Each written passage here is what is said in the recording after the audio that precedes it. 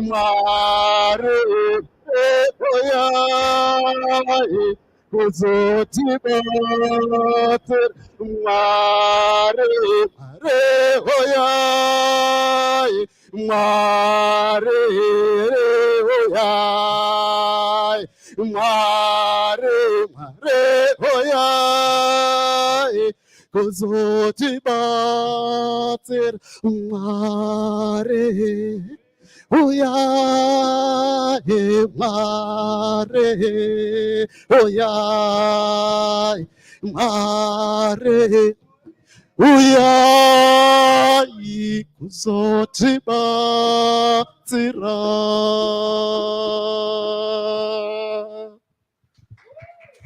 Uau!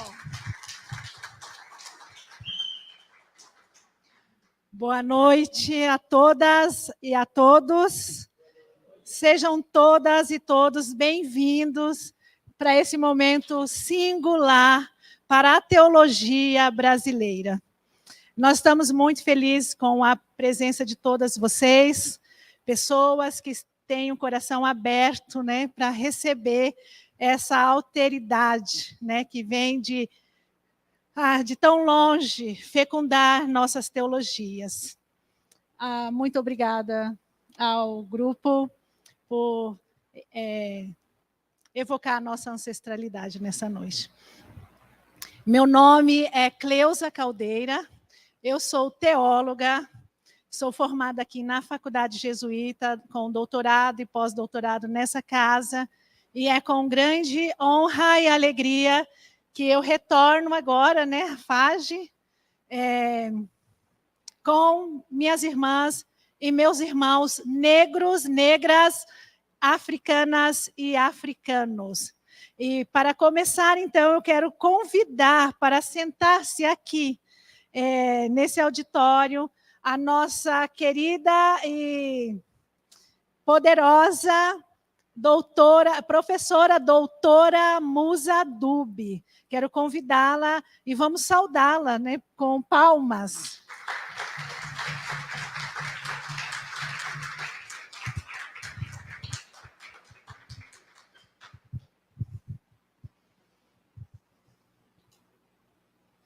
Como não poderia ser diferente, que estamos também marcando o lançamento do Círculo de Teólogas Africanas Preocupadas, Brasil, América Latina, nós não estamos sós. E eu quero, então, convidar para sentar-se aqui também a queridíssima professora, pastora Val Moraes.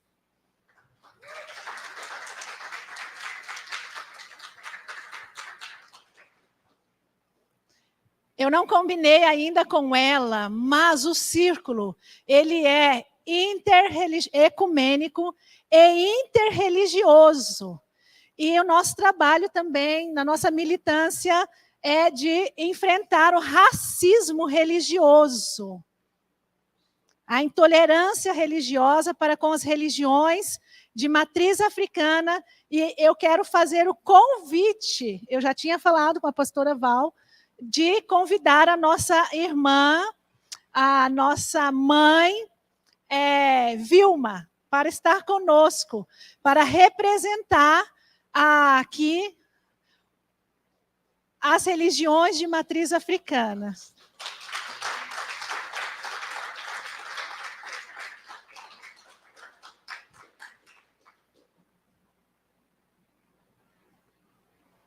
Nós teríamos mais uma breve canção ou... Chocou?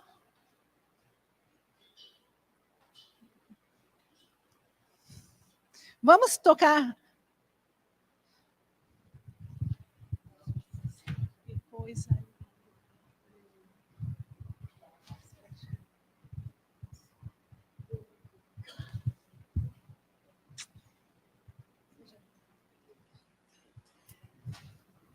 Sente-se. Oh, my God.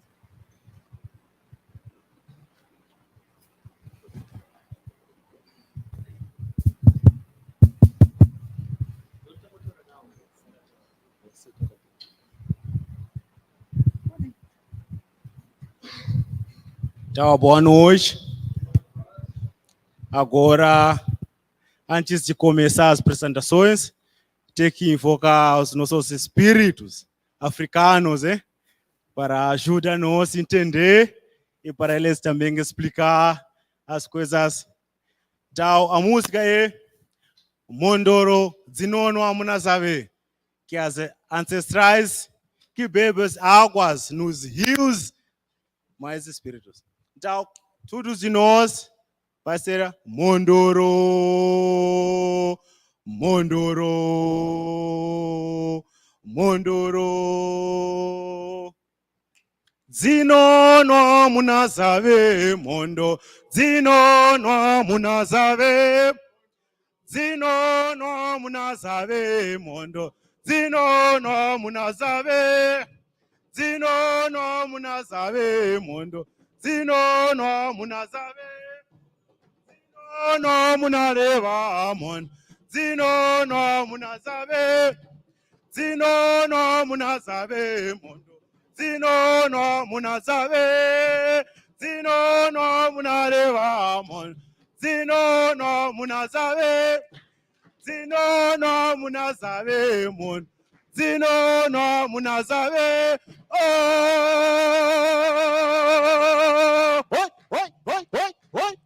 Mondo, Zinono Munareva, Mondo, Zinono Munazabe, Zinono Munareva, Mondo, Zinono Munazabe, Zinono Munareva, Mondo, Zino, vamos dançar, vamos dançar, Zinono Munazabe, Mondo, Zinono Munazabe, Zinono Munareva, Mondo, Zinono Munazabe, Zino, what?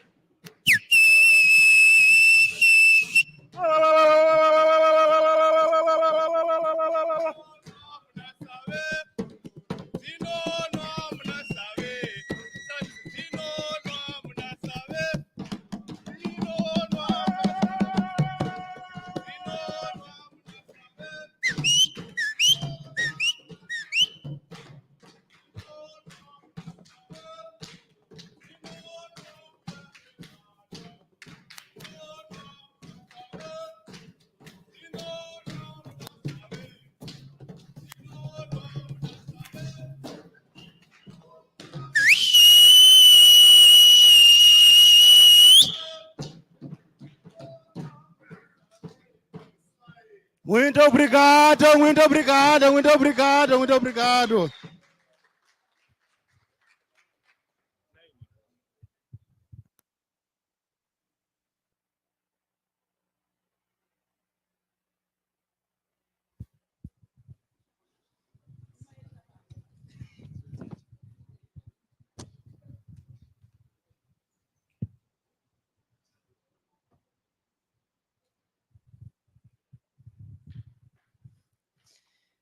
Oh, que maravilha, não?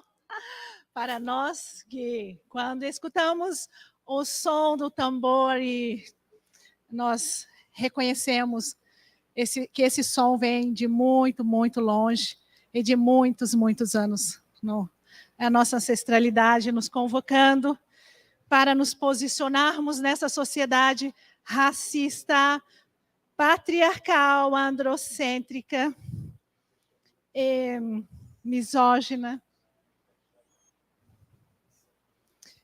Eu, particularmente, estou muito feliz, pastora Val, irmã mãe Vilma, a doutora Musa, Dube, Choco, todos vocês, porque esse momento para nós representa muito, para nós mulheres teólogas negras no Brasil, invisibilizadas, e esse é um marco muito importante para nós da chegada no Brasil do Círculo de Teólogas Africanas Preocupadas.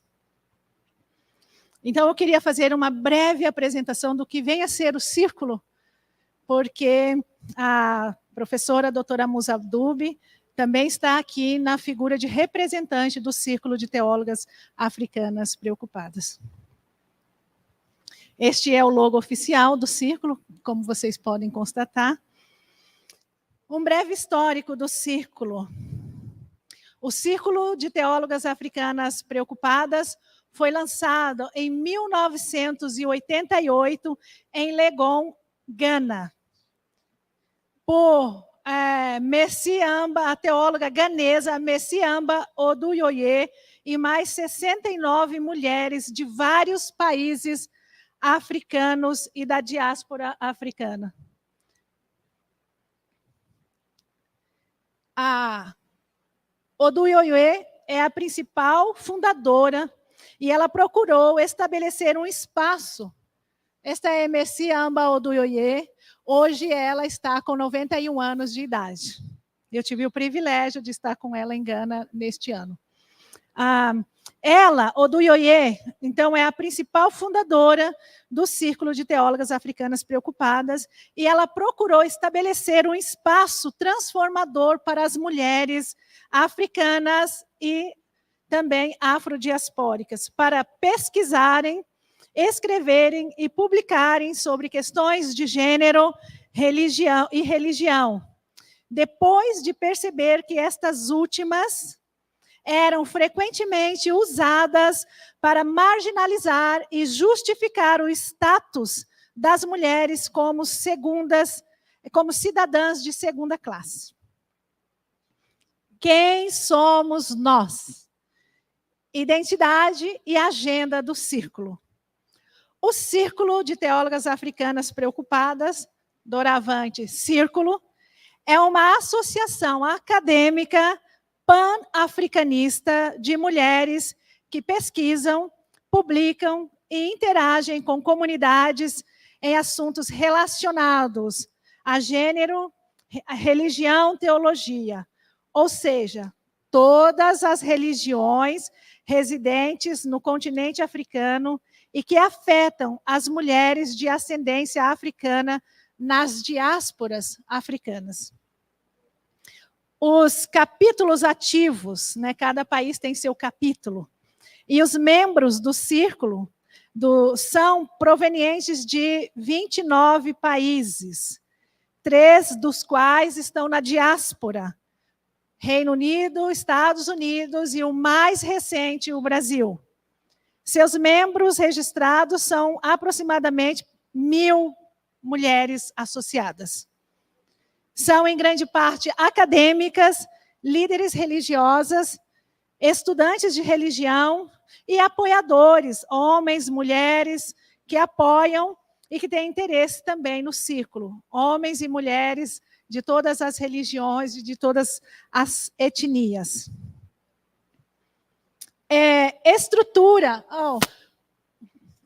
Estrutura de pesquisa e temas do Círculo. Então, fundado em 1989, com essas 70 mulheres, incluindo a sua fundadora, Messiamba Oduyoye, a principal agenda do Círculo era e ainda é investigar como as religiões afetam a vida das mulheres e como elas podem ser interpretadas para o empoderamento das mulheres e de suas comunidades. O Círculo, portanto, realiza pesquisas acadêmicas que buscam ter um impacto transformador na vida das mulheres africanas e afrodiaspóricas e nas comunidades que vivem, na verdade, no mundo em que vivem. A agenda do Círculo faz dele uma associação centrada no gênero, interreligiosa, interdisciplinar, interseccional e transformadora. Ele realiza pesquisas sensíveis ao gênero sobre o conteúdo e o impacto das religiões sobre as mulheres, as crianças, a economia, a raça, a etnia, a saúde, o meio ambiente e outras preocupações. Sua pesquisa é realizada por meio de uma estrutura flexível que consiste em coordenadoras continentais, regionais, nacionais e líderes de pesquisa, que mobilizam os membros e orientam jovens acadêmicas em um tema de pesquisa acordado. O tema de pesquisa é interpretado e abordado de forma diferente por vários países, indivíduos e áreas temáticas. A pesquisa também é realizada para capacitar as comunidades para a transformação. Isso foi atestado pelo foco de pesquisa sobre HIV e AIDS, que capacitou os membros a oferecer liderança entre organizações baseadas na fé, produzindo material relevante, treinando instrutoras e supervisionando programas. Eu gostaria do próximo slide, por favor. Aqui nós vamos passar aqui o slide das ex-coordenadoras, né? Nós temos a Muzimbi Canoiro, ela foi uma coordenadora, né, de 96 a 2002. Pode passar as outras, por favor. Isabel Firi, Malawi, de 2000 a 2007. Fulata Moyo, Malawi, também, de 2007 a 2013. Ellen Labeldan, Nigéria, 2013 a 2019. E Musa Dube, Botsuana, de 2019 a julho de 2024. Então, o círculo, ele funciona, ele tem uma estrutura, né, que não é hierárquica, evidentemente, porque é o círculo, mas ele tem uma estrutura de coordenação, que é as coordenadoras continentais, e depois tem as coordenadoras regionais de cada país, né, cada região, que é por região da África, África Oriental, aí tem a África do Sul, a África Ocidental, a África de língua francesa, a América Latina e a África Ocidental de língua francesa, eu já falei, né? Mas, e aí nós queremos mostrar também como está estruturado aqui para nós, né? Por favor. E a nossa atual coordenadora, perdão, é a Molly Manioganiz, é a atual coordenadora continental. Eu, Cleusa Caldeira, como coordenadora regional, que o círculo que está sendo lançado é América Latina, Brasil, e também estou acumulando uma função que é coordenadora nacional do Brasil. Junto comigo, nós temos as coordenadoras, o Brasil é muito grande, com essa dimensão continental, nós temos, estamos dividindo o Brasil por regiões. Então, a Gisélia Cruz é a coordenadora da região Nordeste. Ivanete Xavier, coordenadora da região Sul, ela mora em Curitiba. Cristina Borges, muito conhecida aqui de muitos de vocês, ela é coordenadora regional do Sudeste. Pastora Val Moraes, que está aqui conosco, ela é coordenadora regional do Distrito Federal. E aqui, né, a Marina Correia, ela atua conosco desde o princípio do nosso círculo, que começou no final do ano passado. Marina Correia, doutora Marina Correia, do Conselho Editorial Brasil. Ela nos ajuda com o processo de editoração dos textos, dos artigos que nós produzimos e que tem um trabalho de revisão por pares, né? E nós nos ajudamos, então, nos aprimoramento da nossa escrita, porque essa é uma das funções do círculo, nos ajudar a escrever de nível, né, com alta qualidade a nossa produção. Eu acredito que é isso. do Círculo. Eu quero convidar os nossos irmãos para tocar mais uma canção e logo em seguida nós vamos fazer a apresentação da nossa convidada e ela vai proferir a sua conferência. Yes.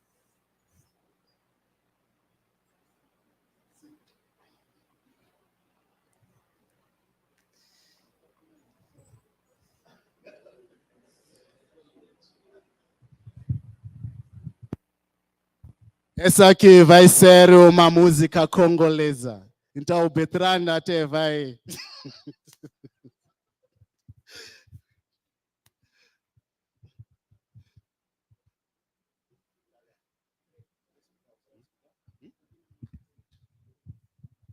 Boa noite.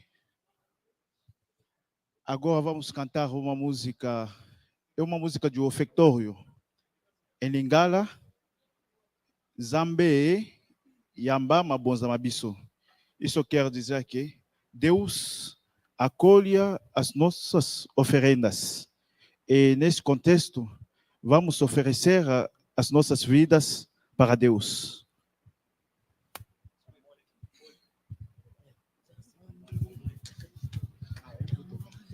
Vamos, beleza. Não, toca. Canta, mulher. Não, eu fiz assim. Não. Passa. Toquei.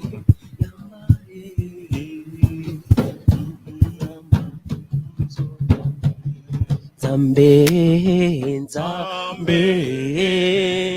Yambae, Mabonza, Mabiso, Zambe, Yambae, Mabonza, Mabiso, Zambe, Toko pesa yo, Mapana vino, Yamba yango, Zambe. Toko pesa yo, Zapana vino, Yamba yango, Zambe, Yamba, Mabonza, Mabiso, Zambe,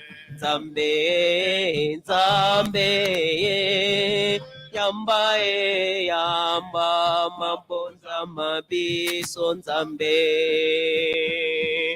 Toko pesa yo, Bomoy Wabiso, Yamba yango, Zambe. Toko me, Yamba, Mabonza, Mabiso. Son Zambe,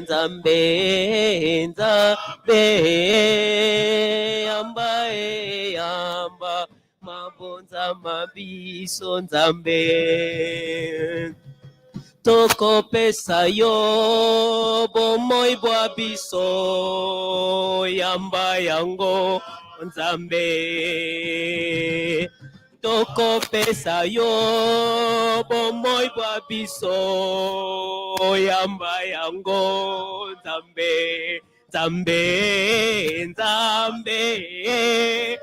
Yamba, Mabonza, Mabiso, Zambe. Yamba, Mabonza, Mabiso, Zambe.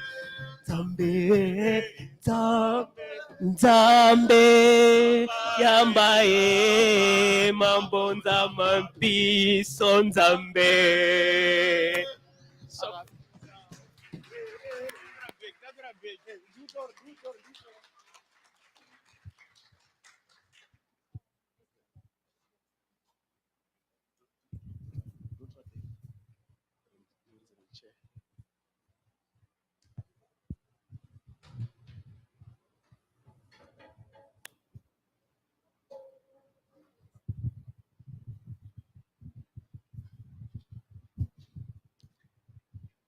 Quem disse que nós não podemos homenagear a rua com ação de graças, louvor e adoração, tocando tambor, se deu mal. Olha que coisa linda que nós acabamos de assistir nesse momento. Muito obrigada a vocês, irmãos africanos, por estarem quebrando esse paradigma aqui no Brasil. Bom, eu gostaria de saudar a todas, todos, todes, com a paz da rua nessa noite. E saudar também, seu nome? Nádila Rogês e nossa irmã, professora doutora Cleusa, nossa irmã Ialorixá Vilma, nosso irmão Chocó. E na pessoa da nossa irmã negra mais nova, do Círculo de Teólogas, que está entre nós nessa noite, a Tainá, eu saúdo também a todas, todos, todes, que investiu o seu tempo nessa noite para estar aqui conosco. Eu gostaria de começar esse momento honroso que foi me dado, lembrando que a antropóloga, escritora e ativista política social Lélia Gonzalez, que é aqui de Minas Gerais, dizia que negro tem que ter nome e sobrenome, senão os brancos arranjam um apelido ao gosto deles. Neguinha, negrinha, negona, negrona, neguinho, negrinho, negão, negrão. E eu aprendi com minhas ancestrais, mulheres negras, minha bisavó, Donária, minha avó, Mercedes, minha mãe, Enicéia, que eu tenho nome e sobrenome. E todo lugar onde eu exercesse o lugar de fala, eu deveria me auto-apresentar. Então, eu começo me auto-apresentando. Meu nome político-social é professora e pastora Val Moraes da Rua. Meu nome civil, Valdiceia de Moraes Teixeira da Silva. Sou casada com o professor especialista e pastor Wilson Barbosa da Silva, mãe de Valquíria de Moraes Teixeira da Silva e de Wilson Barbosa da Silva Júnior, e avó de Dandara Pedro Arthur Pereira de Moraes Barbosa e Vinícius Raquim de Moraes Barbosa. Eu também não poderia deixar de me declarar em relação à minha identidade, à minha ancestralidade e à minha história. Então, eu agradeço a Rua por ter me dado o privilégio de ter sido criada nas famílias Santiago e Moraes, oriundas do Quilombo, São José da Serra, em Valença, no Rio de Janeiro, e Rosa e Teixeira, oriundas dos quilombos Aleluia, Batatal, Cambucá, Conceição do Imbé, Conselheiro Josino, de Campos dos Goitacazes, onde... Vou pedir um pouquinho de água aqui. Minhas bisavós, Donária e Justina, Meus bisavôs Florencio e Silvestre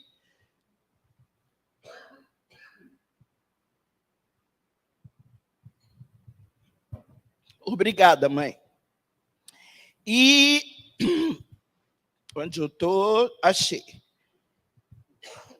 Minhas avós, Mercedes e Laurentina, meus avós, Isidro e Felismino, minha mãe, Aniceia, e meu pai, Valdir, resistiram à discriminação, ao preconceito, ao racismo, passando por uma das organizações religiosas de matriz africana, a Umbanda, a mesma sua, o espiritismo, o catolicismo, e fazendo a passagem do Aie para o Orum como fiéis do protestantismo. Me sendo fiel às orientações das minhas ancestralidades maternas, eu começo nesse momento, ao momento principal dessa conferência, que é tendo a honra de apresentar a nossa conferencista de hoje, que é professora do Primeiro Testamento no Candler School of Theology, Emory University. Seus interesses de pesquisa incluem literatura bíblica e africana, religião, gênero, pós-colonial, tradução, HIV e AIDS, Boto-Ubuntu e estudos da terra. Ela é autora de interpretação pós-colonial e feminista da Bíblia. Pós-colonial Feminist Interpretation of the Bible, a Bíblia do HIV e AIDS, ensaios selecionados. E coeditora de African Woman, Legends and the Spirit of Resistance, New York, wrote Dirge, não falo inglês, e já vou dizendo por que eu não falo. Meu problema é ideológico. Eu não suporto a arrogância de estadunidenses e já tentei aprender inglês várias vezes, não consigo. Então, vão perdoando aí, viu? Terminando, ela visitou mais de 28 países, foi coordenadora continental do Círculo of Concerned African Women Theologians, ex-presidente da Sociedade Bíblica de Literatura e professora extraordinária no Instituto de Gênero da Unisa. E com muita honra, eu saio do microfone para pedir a bênção à nossa conferencista de hoje. Recebo a bênção dela e a conduzo. Professora doutora Musa Dube, para ocupar o microfone e aquecer o nosso coração nessa noite, nessa conferência. Por gentileza, vamos ficar de pé e recebê-la, aplaudindo-a efusivamente. Pode gritar. Uhul! Glória a Deus!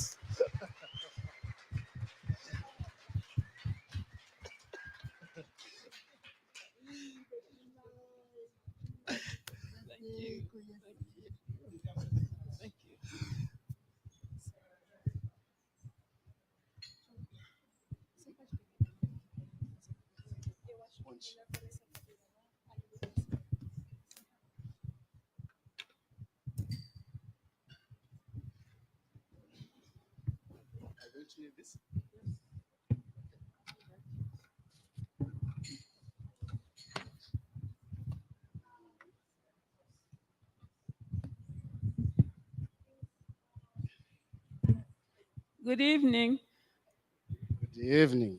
and thank you, Pastor Val, for your generous introduction. Thank you, Clarissa. Thank you, everyone. And thank you, everyone who's here, who has come out to be here with me and the rest of the members of the Circle of Concerned African Women Theologians. My lecture, as you would have seen, projected on the screen, is What is Truth? John 18, verse 38, a post-colonial trickster reading of Jesus' arrest and trial. I am expecting they will project it up. The lecture is long. I do have a weakness of writing 4 papers in 1 paper. Yes. So she's saying that she's going to ela está dizendo que não vai, ela vai apresentar tudo, né, em inglês, e o conteúdo que ela vai apresentar vai ser projetado aqui na tela. E depois a gente vai ter o diálogo. Então, pode escutar e ao mesmo tempo acompanhar pelos slides que vão aparecer aqui. So we will have the translation projected up so that I'm able to read and you can follow the translation on the wall. But I think I must try to summarize the main argument and methods, because I don't think I'll be able to read all of it. I begin the paper by presenting the post-colonial theory that I'm using and the justification for using post-colonial theory, namely that more than 85% of the world was impacted by modern colonialism, not mentioning ancient colonialism. So all our texts and theological thinking has been embroidered in and impacted by the experience of colonialism. And it is upon us to analyze that structure within our theological thinking and structures. For failure to do so is to baptize it.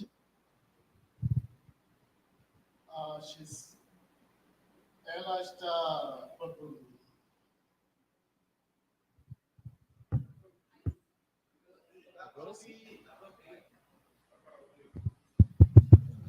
Agora sim.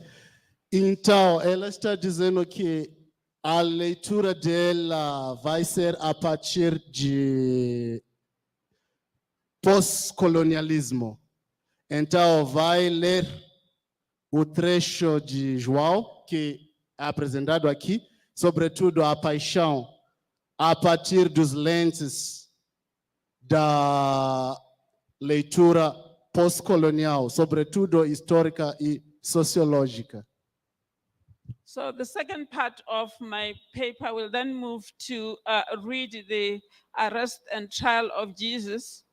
I will be interrogating how the Jewish leaders are responding to the experience of being a colonized people, colonized by the Roman Empire. The question will be, are they resisting, collaborating, rejecting? And then I will move to analyze Jesus himself. What is his response to the colonialism of his time? I'll analyze what his opponents and rivals characterize him and what it tells us about his stance towards colonialism. Then I'll also look at his ways and deeds. Lastly, I'll analyze the Johannine community itself on what kind of ideology are they presenting towards the empire? Firstly, she analyze. No começo, ela vai analisar, examinar como os líderes judeus, sobretudo os fariseus e os escribas, reagiram ao Império Romano quando foram escritos esse texto joanino, como alguns de nós já sabemos. Então, é na época depois da queda do templo, tudo isso. Então, o que está no pano de fundo no autor dos escritos joaninos?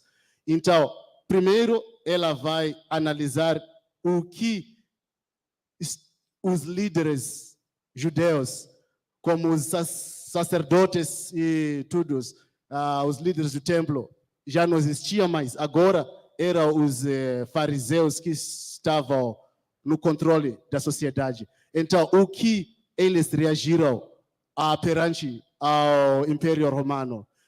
Depois, ela vai analisar como Jesus e os seguidores de Jesus, sobretudo de ponto de vista da comunidade joanina dessa época, depois dos anos 70, como eles reagiram perante o Império Romano.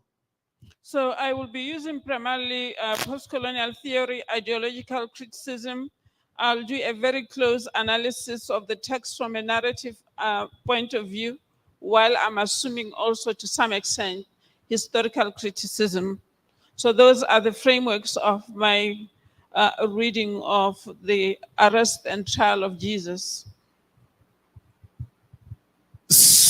Então, esse aqui o ponto de vista que ela vai assumir nessa apresentação, que como que os líderes judeus e também os cristãos da época estavam se sentindo ou deveriam reagir diante desse império poderoso, e como os textos bíblicos também, e sobretudo na perspectiva do João, alimenta essa perspectiva imperialista.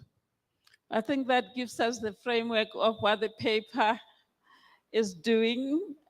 I don't think I'll be able to read all of it, but I'll make sure that the paper is available to you to read it closely. Now I want to start reading the paper, and you will follow by reading the translation on the projected translation on the wall. Ela não vai conseguir ler todo o texto porque tem 33 páginas, mas ela vai fazer um resumo do texto a partir do que já foi dito, e vocês, por favor, podem acompanhar o texto lá nos slides. When you want me to stop closer, just indicate, and I'll summarize whatever is left, and the members will read for themselves the rest of the paper. Sim, ela vai resumir e, Cleusa, por favor, vai, como se chama, depois vai ter o diálogo que ela vai coordenar, e agora vai ser só o resumo. Então, pode ler tudo o que vai aparecer aqui, porque ela não vai ler tudo o que vai aparecer aqui, mas só os pontos-chave do texto. Thank you, Shoko. Now you may take a break. Ela me agradece e vou ficar agora quieto.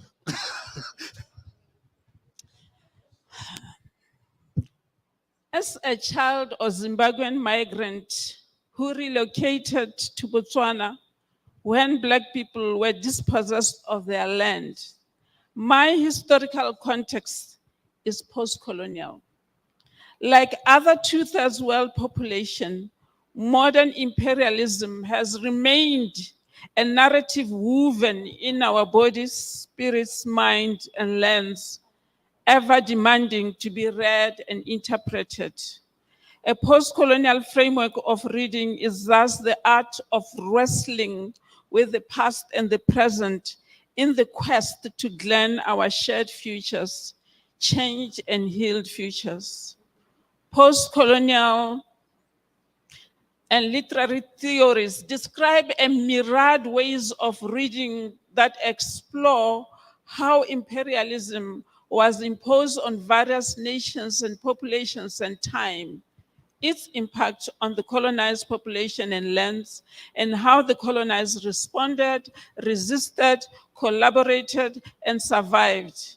In literary studies, post-colonial theories explore the production and the role of literature and cultural texts in modern imperial colonial relationships by examining texts that arise from both ends, as well as the role of pre-existing literature.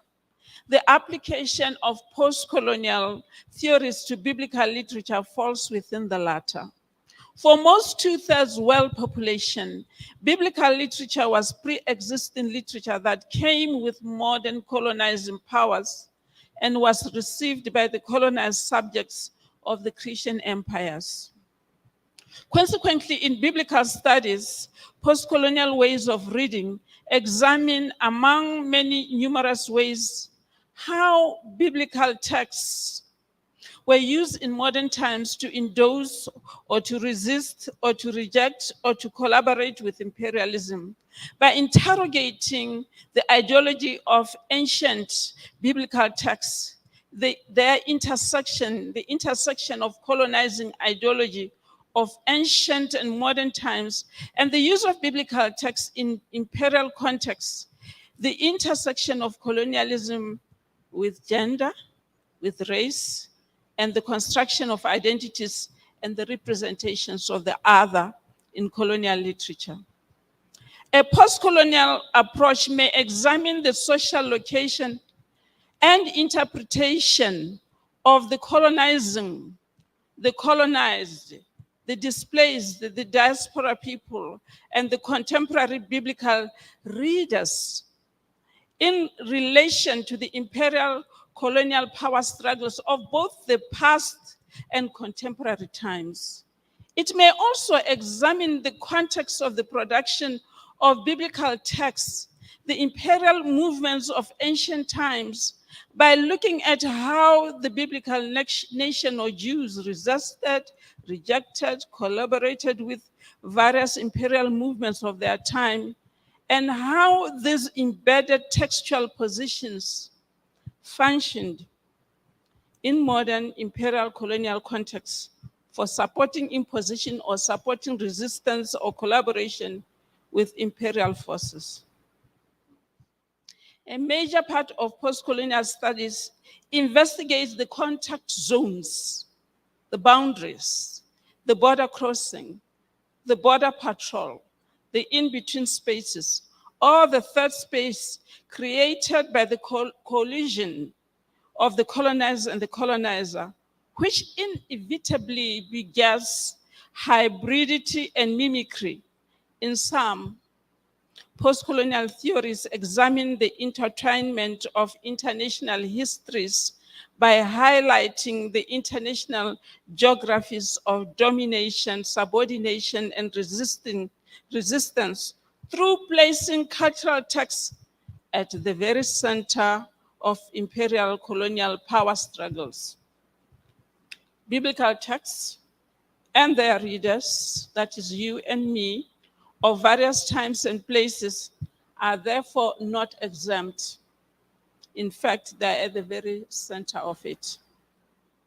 Against this background, this essay will examine the events leading to the arrest of Jesus, the arrest itself, the trial of Jesus in the Gospel of John, examining the world of the text by looking at how the characters of the story respond to the historical imperialism of their time.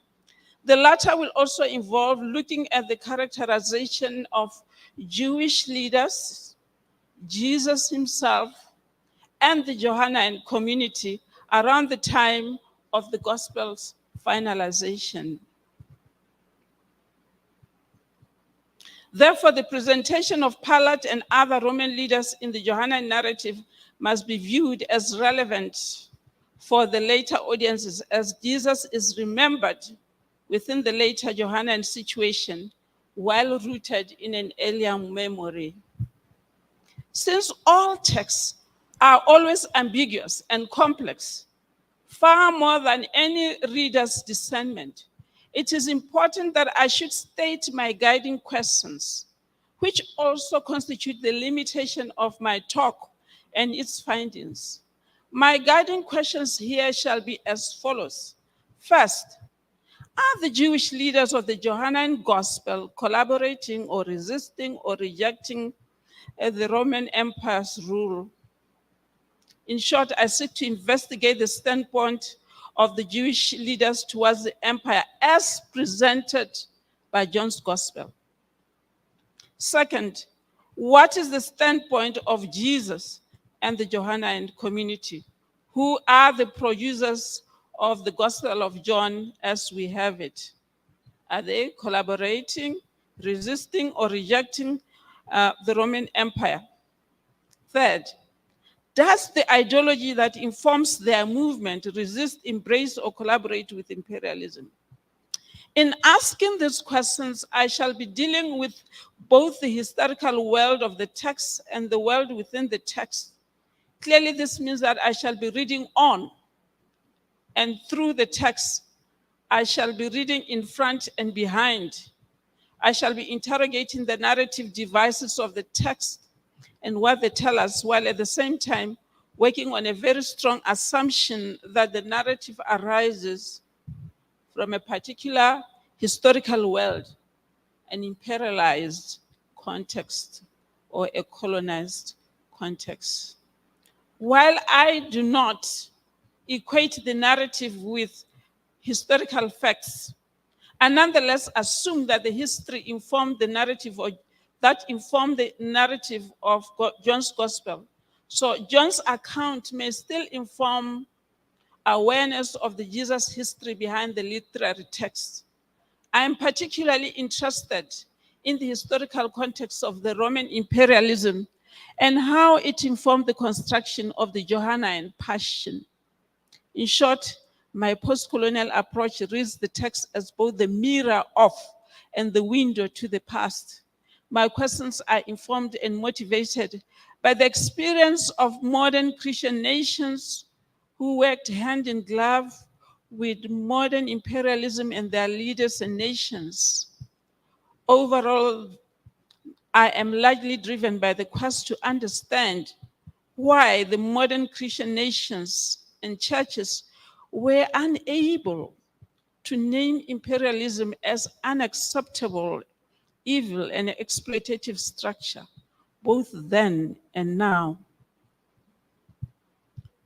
In the story, now coming to the story, in the story leading to the arrest of Jesus and the actual arrest, the trial, and the crucifixion of Jesus, the implied author demonstrates political awareness of the colonial setting of his or her time. The implied author portrays the Jews as colonized people, those who are entered and extremely divided by the presence of a foreign power.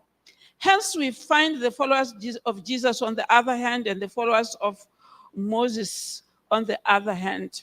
Yet the Jews of the Johannine Gospel were much more diverse than John 9 suggests, since there were many other Jews who openly believed in Jesus and others who were faithful to both the followers of Jesus and Moses, as characterized, for example, by Nicodemus and Joseph of Arimathea.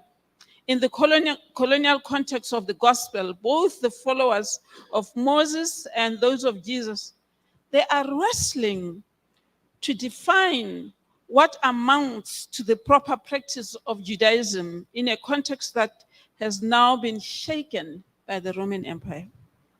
This is a context after the Jewish-Roman War of between 66 and 73 CE, where the Jews lost their major cultural and political symbol, the temple and the holy city. Power, as the most scholarly research tells us, is now in the hands of the Pharisees, who are grouped together in John's gospel with high priests and other priests. The Pharisees, a Jewish group whose rise dates back to the Maccabean revolt, had long devised a type of Judaism that was not primarily dependent on the temple. Consequently, they offer the most viable form of Judaism in the post-70 CE era. The finalization of the Gospel of John is dated between 90 and 100 CE. That is about 3 decades after the destruction of the temple by the Roman Empire. The questions I wish to explore now are the Pharisees, the scribes, and the Jewish leaders collaborating, rejecting, or resisting the Roman Empire?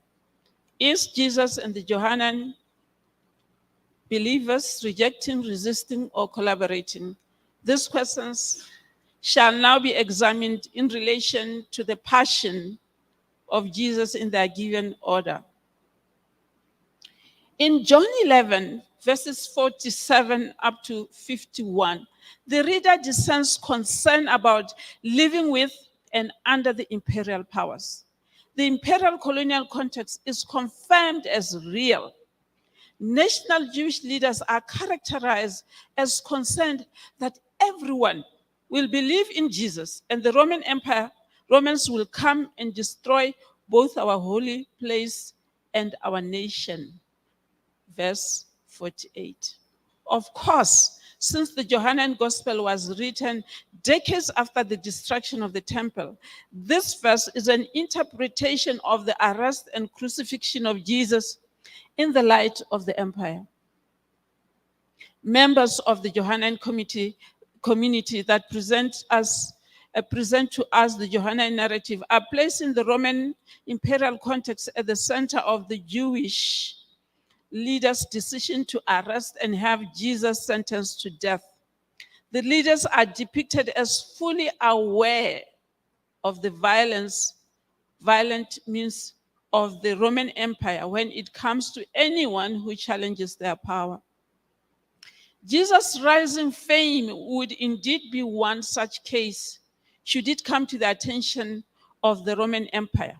Fear could be read as driving their decisions, but it could well be said that the Jewish leaders' decision was a calculated move to protect whatever was left of their nation in the light of the violent imperial power. The violence of Roman Empire is most probably still vivid in their memories, given that they had lost the temple and the holy city not so long ago, 70 CE. Following this defeat in the Jewish-Roman War of 70 CE, national Jewish leaders are depicted in John's Gospel as being in a process of preserving the nation by negotiating with the enemy, namely the Roman Empire. They know that at this stage it would do their nation no good to provoke the Roman Empire into another military attack. Consequently, they seek to steer the nation to operate between collaboration and resistance. They are operating in the third space and occupying the in-between space. This is better examined closely. Living and working and leading within the space of collaboration and resistance is a strategy that seeks to avoid open rejection of the imperial power. The Pharisees and the chief priests ask, what are we to do given Jesus' threatening fame? Here the reader discerns that the Jewish leaders are characterized as seeking for means for taking necessary precaution. They seek to prevent any further attack. They wish to adopt a strategy that will assure the Roman Empire that the Jewish nation is still a faithful subject. This position, of course, has nothing to do with the Jewish leaders wishing to be subject to the Roman Empire. It has nothing to do with faithfulness to the empire. Rather, it is a position of knowing that at this particular point in time in the history of their subjugation, their methods of resistance must entail some form of collaboration in order to avoid complete annihilation of their nation. In short, their collaboration is their very means of resistance as preservation. This position is best captured by Cephas' reasoning and ways. Cephas states, "You know nothing at all. You do not understand that it is better that for you to have one man die for the people than to have the whole nation destroyed." 1150. The anguish in the high priest is evident in his introductory phrases when he says, "You know nothing at all. You do not understand." Here, the Johannine writer highlights the feelings of those who experience the violence of the Roman Empire, thereby underlining the trauma left behind by the 66 to 73 CE war. In this literary presentation, the high priest holding the highest office of the land embodies the agony that befell the whole nation. Most council members would not have needed much persuasion on this issue. Thus, the council decides that Jesus should die so as not to allow his fame to bring the Roman wrath upon the nation. The concerns of the Jewish leaders are validated, since in John 6:14 to 15, it informs us that the masses had already tried to install Jesus as their king by force, although he rejected their coronation. Reading this passage from a post-colonial perspective, I see the decision of the council as a strategy of resistance that can only happen within collaboration. It's a strategy that fully acknowledges that the military might of the empire is far above that of the colonized nation of the Jews. It is also informed by the recent memory of Rome's viciousness. Of prime importance, therefore, is preserving the colonized nation from another attack. Their strategy embodies both collaboration and resistance, or what Letitia Guardiola Science has termed camouflage. Camouflage is a strategy adopted by the colonized to hide their true colors from the colonizer. They act as chameleons to trick the system. The subject thus appear to be reverent, cooperative, and complying with, with their subordinate position, when in fact they are actively rejecting them. This approach embodies some form of trickster approach, which gives one impression to some when it intends something else to others. The trickster appears in various forms or characters in different cultures. In my Botswana culture, it is the hare or the rabbit, but in other cultures, it is the spider, the jackal, the tortoise, sometimes a man or a woman. Trickery is more often than not a weapon of the powerless in the face of the powerful. In the Johannine Gospel, the Jews, while appearing in different social classes, are powerless as colonized subjects of the Roman Empire. As we shall see in the arrest and trial of Jesus, they resort to trickery even further. One notable feature about this council meeting is its tone. All along, the Johannine writer has presented the rivals of Jesus, in very unkind ways as liars and children of the devil, if you look into chapter 8, verse 44, or describe them as without sight. In this passage, the reader is struck by the change of tone. The concern of Jewish leaders is presented as genuine agony, genuine concern, genuine fear for the nation. This is captured by the question they pose and the reasons supplied. What are we to do if we let him, that is Jesus, go on like this? Both our holy place and nation shall be destroyed by the Romans. The Johannine writer does not present the Jewish leaders as liars and murderers in this sin. It is quite notable that the high priest is even characterized as a true prophet. It is stated that he, Cephas, did not say this on his own, but being a high priest, that year he prophesied that Jesus was about to die for the nation. In the book, The Art of Biblical Narrative, Robert Alter argues that readers should be alert when a change that is out of the norm occurs, for the narrative seeks to signal something very important. This positive characterization of a Jewish leader, Cephas, in the Johannine Gospel is therefore a notable communication.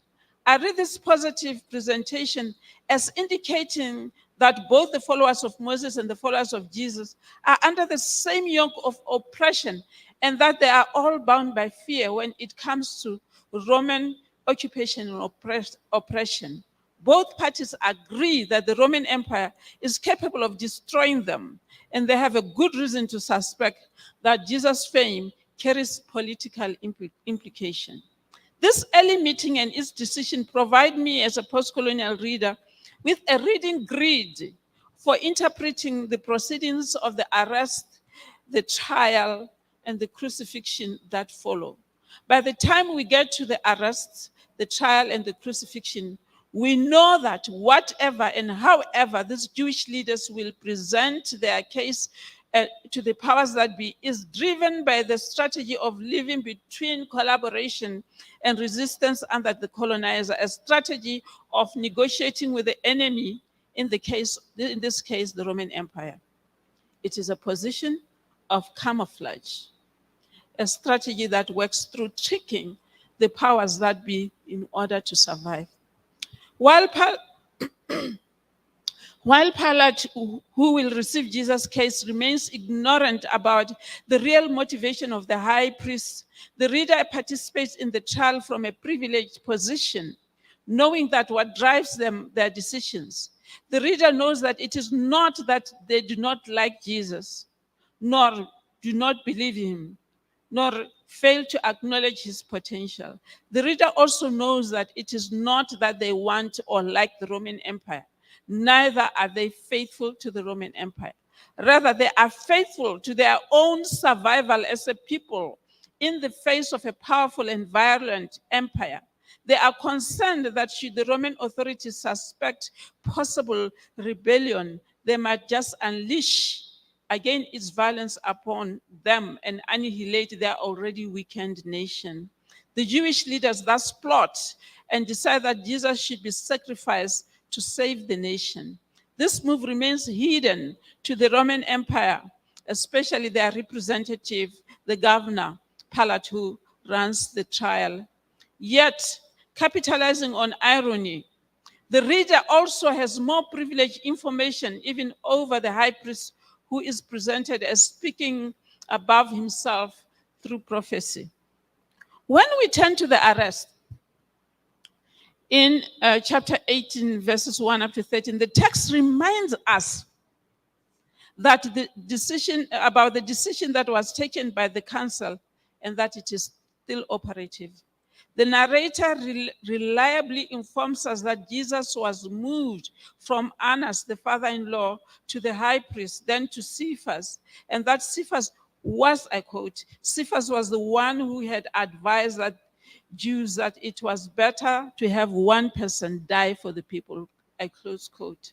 This reminder is very important because it's given by the reliable voice of the narrator. It provides us with the necessary background within which to interpret the arrest, trial, and the crucifixion of Jesus. The narrator wants the reader to remember the motivation behind handing Jesus over to the Roman Empire, that it was because it was better for one person to die for the people than for the whole nation to be destroyed.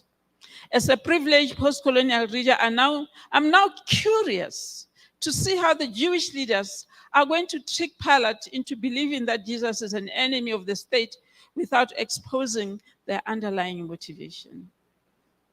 The trial drama begins. Note here the dramatization of the dialogue between Pilate and the Jewish leaders in John 18, verses 29 to 31. Pilate says, "What accusation do you bring against this man?" The Jewish leaders answer, "If this man was not a criminal, we would not have handed him to you, Pilate.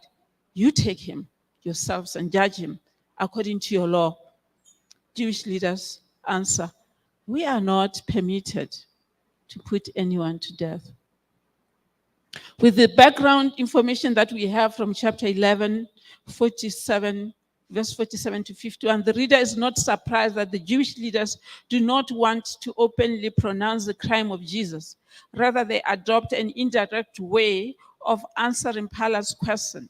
The dialogue is thus concise and strange, for Jewish leaders do not wish to disclose their real motivation for bringing Jesus before Pilate. Their second answer to Pilate's question also attests to their undisclosed agenda. Here, Pilate invites them to take Jesus and judge him according to their law, but they respond, "We are not permitted to put anyone to death." This response sufficiently characterizes Jesus as an enemy of the state, which Pilate understands, for as soon as he goes back to Jesus, he asks him a very politically loaded question. He says to Jesus, "Are you the king of the Jews?" In this narrative opening, Pilate is presented as an ignorant character as compared to any other reader of John. Unknown to Pilate, he and the institute he represents, the Roman Empire, are the problem. If these Jewish leaders were to speak openly about their case, they would be heard saying, "Rome destroyed our holy city and temple, and we fear that it will do the same again if we let Jesus' fame continue gathering a big following around him." The setting of the colonizer, however, does not allow them to speak their minds openly, for now they adopt the camouflage. They must operate between collaboration and resistance. In short, there may seem to be an overt identification with the empire, with what the empire stands for, but their wish is to protect their nation from destruction. In the dialogue between Jewish leaders and Pilate is thus labored, for they are speaking in two different levels. Pilate is trying to understand the crime of Jesus, while the Pharisees are trying hard not to disclose their real concern. In his failure to understand, Pilate tries to free Jesus on several occasions, in fact, about 4 times, while the Jewish leaders move from the most vague, unstated accusation to the implied accusation in 1907 to the most explicit, persuasive accusation in 1912, in order to protect their nation. In the process, the Jewish leaders seemingly embody the colonizers' wish and appear to be perfect collaborators. 2 passages are noteworthy here. Chapter 19, verse 12. From then on, Pilate tried to release him, that is Jesus, but the Jews cried out, "If you release this man, we are no friend to the emperor. Anyone who claims to be the king sets himself against the emperor." 19 verses 15 to 16a, Pilate answered them, "Shall I crucify your king?" The chief priest answered, "We have no king but the emperor." Then he handed him over to them for crucifixion. In these verses, the Jewish leaders present themselves in complete harmony with the Roman Empire, confessing, "We have no king but the emperor."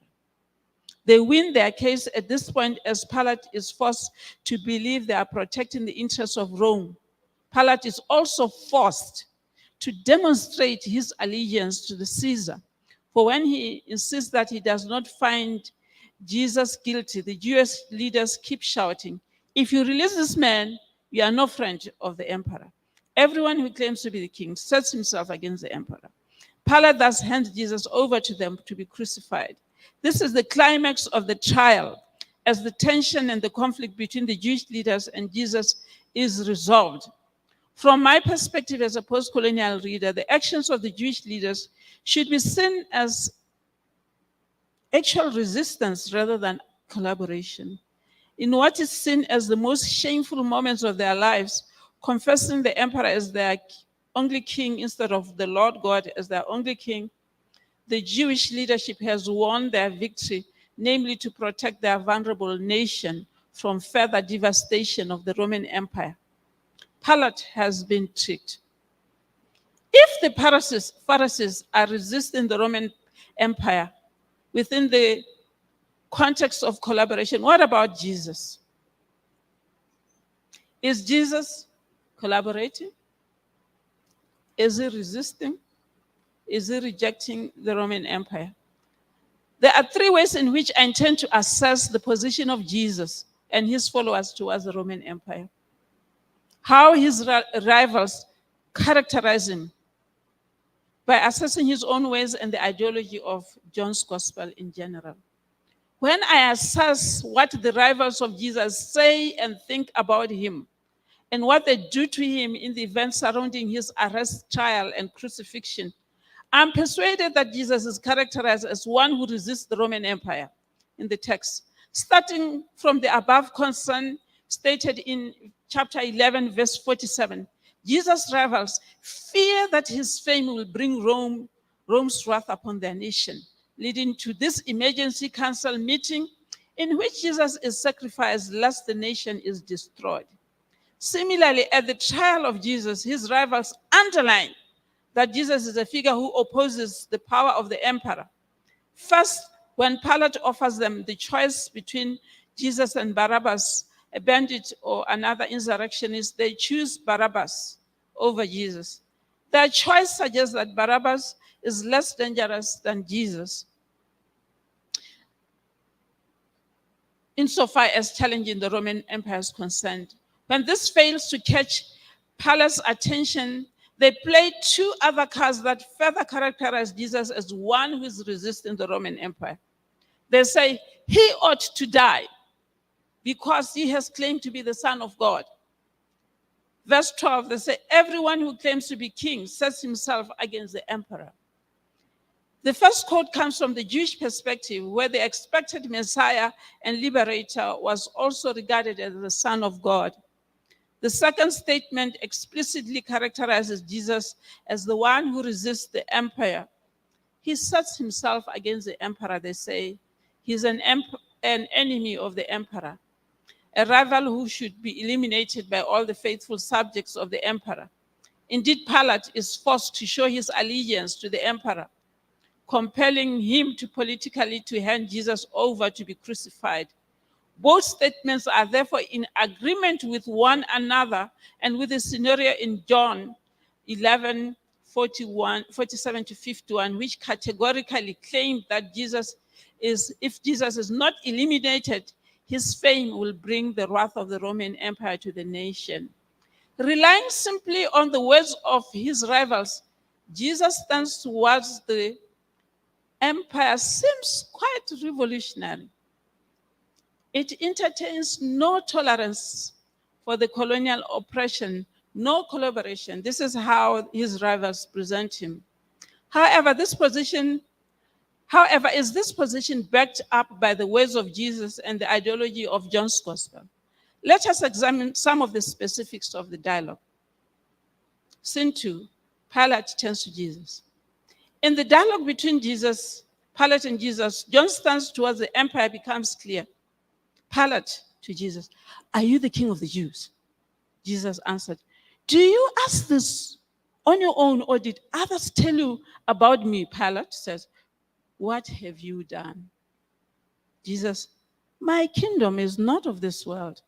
If my kingdom were from this world, my followers would be fighting to keep me from being handed over to the Jews. But as it is, my kingdom is not from here. Pilate, so you are a king? Jesus says, you say that I'm a king. For this I came into the world, to testify to the truth. Everyone who belongs to the truth listens to my voice. Pilate asks, what is the truth? Jesus remains silent. Pilate, where are you from? Do you refuse to talk to me? Do you not know that I have the power to release you and the power to crucify you? Jesus responds, you would have no power over me unless it has been given to you from above. Therefore, the one who handed me over to you is guilty of a greater sin. The words of Jesus are more elusive than the way he's characterized by his rivals. Jesus does not give an affirmative yes or no to the question of whether he is the king. of the Jews. When Pilate presses him, demanding to know what he has done, Jesus begins to talk about his kingdom. He underlines that his kingdom is not from this world and explicitly declares that if it were of this world, his followers would fight to keep him from being handed over to the Jewish leaders. To assess the stance of Jesus from this assertion, one must understand what Jesus means when he says his kingdom is not from this world. Does Jesus mean that his kingship poses no threat over the Roman Empire? Jesus continues to say, my kingdom is not from here. These two phrases refer to both place and origin of his kingship. You can also see in John 3, verses 3 up to 8, where he uses this place, not from here and from above, where the spiritual character, place, and origin of Jesus always suggests superiority over everything else. To some extent, Pilate's response helps us to decode the meaning of Jesus' words, or perhaps Pilate's own interpretation of Jesus' words. That is, Pilate seems assured that the kingdom of Jesus is not a threat to the Roman Empire, as he goes outside and says, I find no case against him. Pilate then offers the Jewish leaders Barabbas the bandit, hoping that they will choose Jesus. Their response indicates that Pilate has grossly miscalculated. Pilate, as we have shown, does not know the motivation of the Jewish leaders and what they regard as a threat, namely the Roman Empire, not Jesus. They demand Jesus' crucifixion. This demand, of course, indicates their agenda of protecting the nation. What then? Do the words of Jesus indicate that he's collaborating with the Roman Empire? Is he resisting or rejecting it? Is he perhaps like the Jewish leaders, negotiating the delicate space of living between collaboration and resistance? Is he also tricking Pilate? The scholars of John are divided on this issue. The majority hold that Jesus' kingdom does not necessarily challenge the kingdom of Rome. Some hold that the passage reflects the stand of the early church towards Rome. In earlier analysis prior to the Johannine Empire studies, rendered by Carter, Theta, David Rensberger's approach was perhaps the earliest exception to this perspective or interpretation. For Rensberger argued that what is not of this world may nevertheless be in the world, as Jesus and his followers are. And Jesus' words about the kingdom do not deny that it is kingship. Jesus' kingship, though rooted in the coming world, nevertheless exerts the peculiar authority already over this one. That is Rensberger's argument. For Gail O'Day underlines that the true judge, Jesus, is the one who depicts Pilate's authority and position as the judge as wanting. Stephen Moore analysis, on the other hand, indicates that the narrative stance is complex and ambiguous. Still focusing on the words of Jesus and the stance towards Roman Empire, it is worth asking, who is perceived as an enemy? Does Jesus regard the Roman Empire as an enemy in his conversation with Pilate? First, he says his followers would have fought against the Jewish leaders, not the Roman Empire, if his kingdom were in this world, of this world. Jesus underlines that he regards his fellow country people rather than the Roman Empire as his enemy. This is underlined in chapter 19, verse 11, when Jesus tells Pilate, the one who handed me over to you is guilty of a greater sin. While it seems certain that Jesus does not regard the Roman Empire but his fellow country people as his enemy, 4 views can be read from this verse. First, Jesus admits that he indeed has a kingdom. thereby suggesting that he is a king. Second, this verse could also be read in the light of John 11:47-48, suggesting that Jesus would not be on trial if it were not for the conspiracy of his fellow Jewish leaders. That is, they are gambling with Jesus' life to protect the colonized nation from further wrath. Third, Jesus' use of the comparative phrase here, greater sin, is notable. The phrase suggests that Jesus critiques his fellow Jewish leaders for their conspiracy. That while Jesus critiques his fellow Jewish leaders for their conspiracy, the Roman Empire is not thereby exonerated from great sin or even greatest sin, namely their art of dominating and exploiting other nations. With this phrase, Jesus declares to Pilate, you and the powers that you represent are and have committed great sin against the Jewish nation. But this perspective is covert in that Pilate seemingly does not grasp the subtext in Jesus' response. Fourth, the fact that Jesus says that his kingdom is not of this world can be read within the context of the whole gospel and its emerging audiences as underlining to Pilate that Jesus' kingdom is greater than that of Caesar, both then and later. It is possible that Jesus, like the Jewish leaders, is also acting within a framework of resistance through collaboration to trick the system. Is it possible? Of course. He lived that prophetic stance in his words and works. The question rather is, could it be that he is in solidarity with his fellow Jewish leaders, given that Jesus is presented as also trying to trick Pilate to believe that the Jewish leaders are on his side? Again, with John 11, verses 47-48 in view, Pilate could be seen as being tricked from both sides. Consequently, while Jesus' first response covertly suggests that Pilate is not exonerated from greater sin, his further response confirms to Pilate that the Jewish leaders want Pilate to be confess to Pilate what the Jewish leaders want Pilate to believe. They are collaborators who seek to eliminate all possible rivals and to the empire, including Jesus.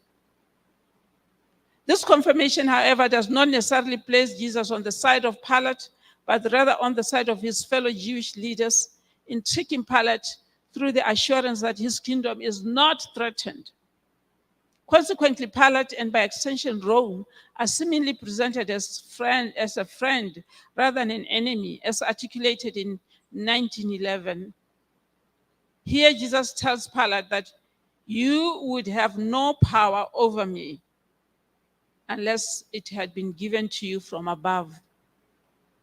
The phrase from above has been used in John's gospel to underline the unique origin and power of Jesus as opposed to any other outstanding Jewish leader such as Moses, Nicodemus, and John the Baptist. Of course, scholars have interpreted these words differently.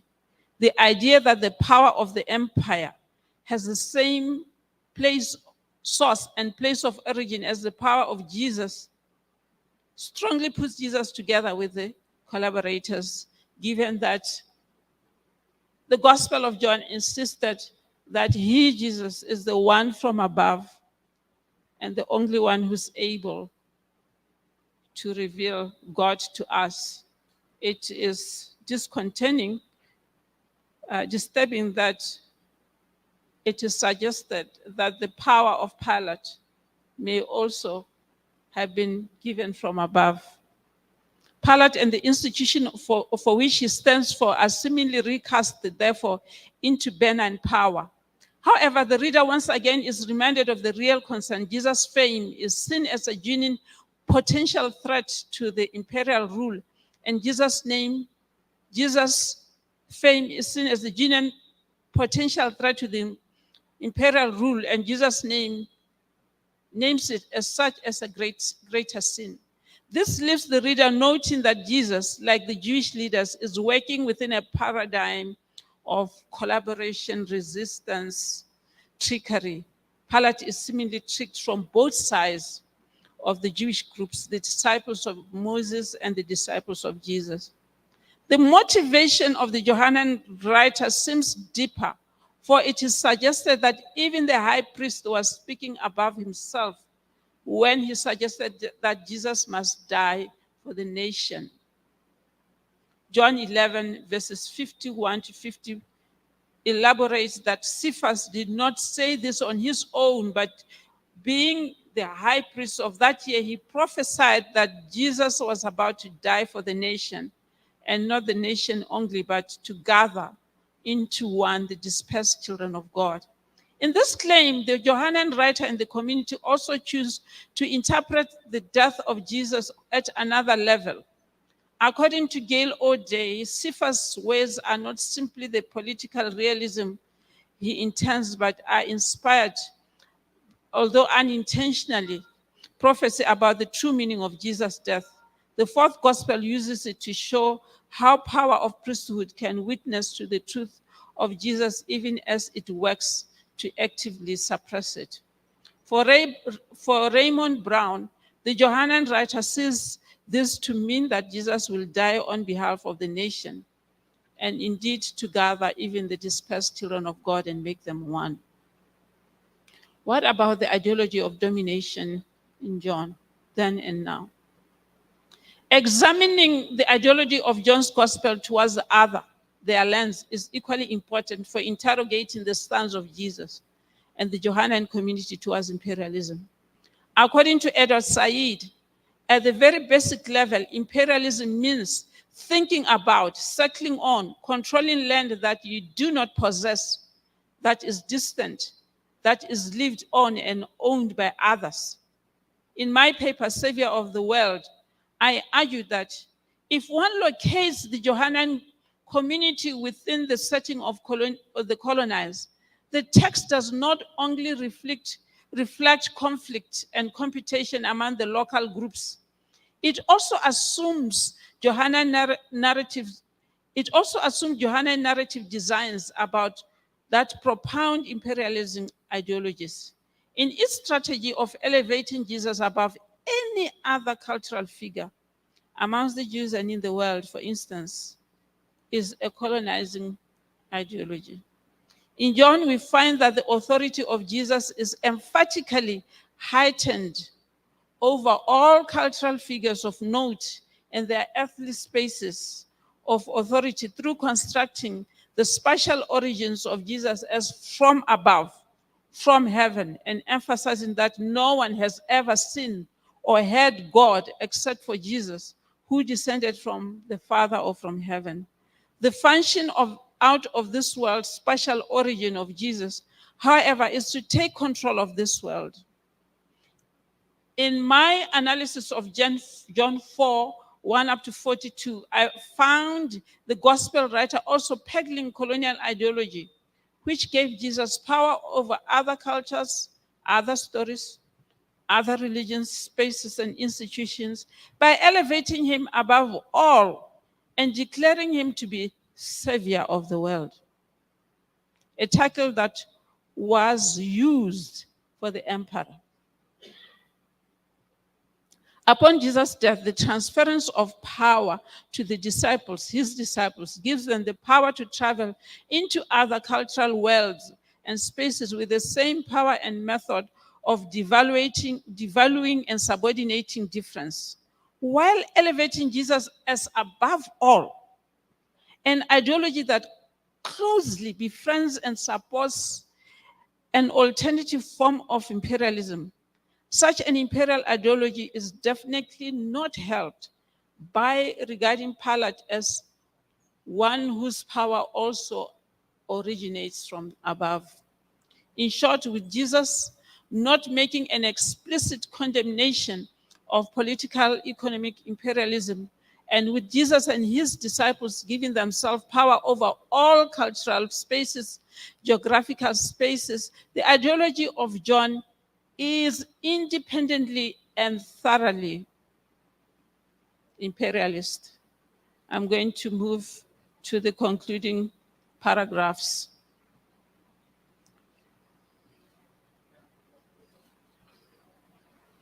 In this paper, I have used both post-colonial and trickster theories to investigate the arrest and trial of Jesus, beginning from John 11, verses 45 to 55. Conclusion.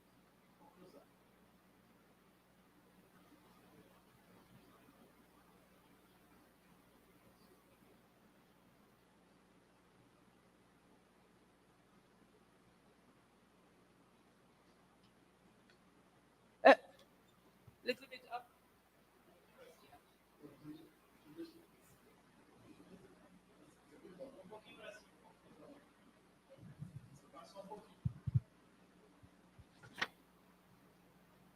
Yes. Yes. In this paper, I've used both post-colonial and trickster theories to investigate the arrest and trial of Jesus, beginning with the council meeting in John 11, 45 to 55.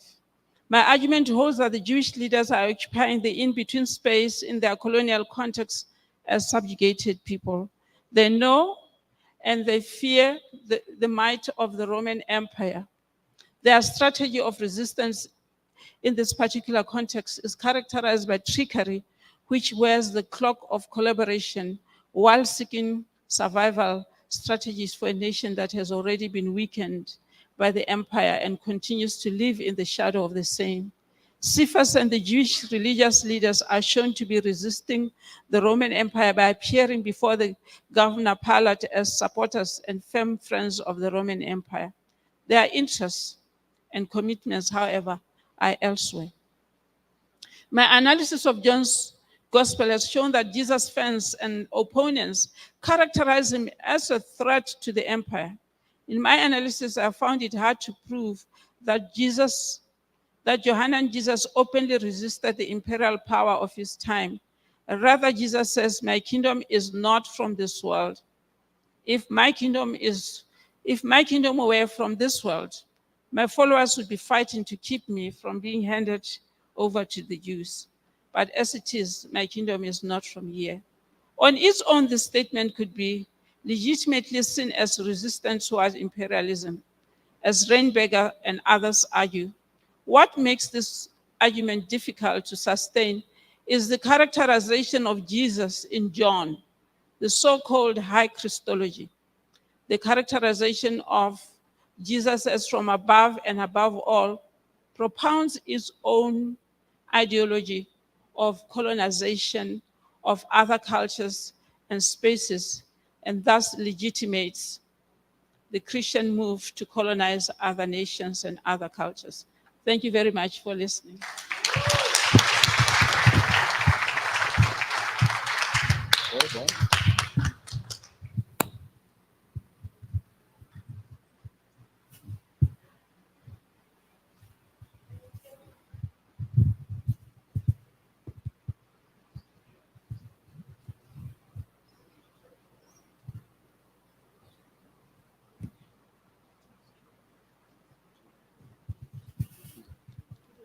It was back for 5 minutes. It was okay. Okay. Thank you, professora Musa.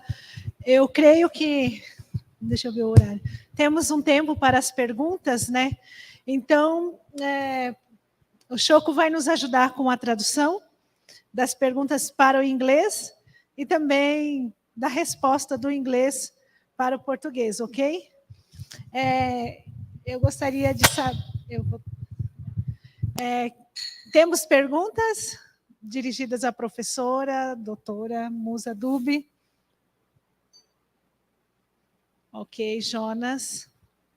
Eu creio que temos mais perguntas. Poderíamos fazer umas 3 perguntas, né? E aí ela responde. Mais alguém? Jonas está na fila. Temos lá um irmão que eu não sei o nome. Então tá. O Jonas fala em inglês para facilitar. Faz em português e inglês, então? Ou Ah, não. Ok, ele está vindo.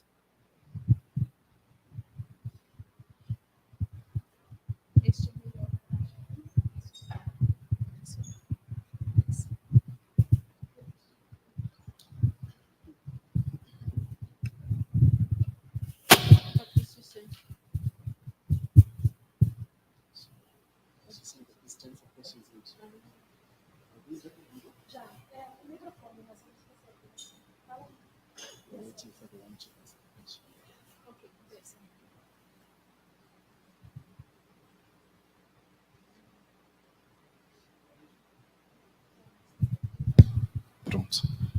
Boa noite, professora. Muito obrigado. Ficou bem claro a ideia central, né, do método, que trabalha tanto com a análise narrativa, a análise dos diálogos, essa desconfiança do autor, mas para nós entendermos melhor, haveria algum, digamos, mainframe, algum... como nós poderíamos aplicar essa metodologia de interpretação pós-colonial, por exemplo, a outros textos, só para ajudar, de repente, alguns colegas que ainda não tiveram contato com a teoria, com a metodologia pós-colonial. Então, digamos assim, 2 ou 3 pontos, né, que pudessem ajudar os colegas, de repente, a iniciar nessa jornada.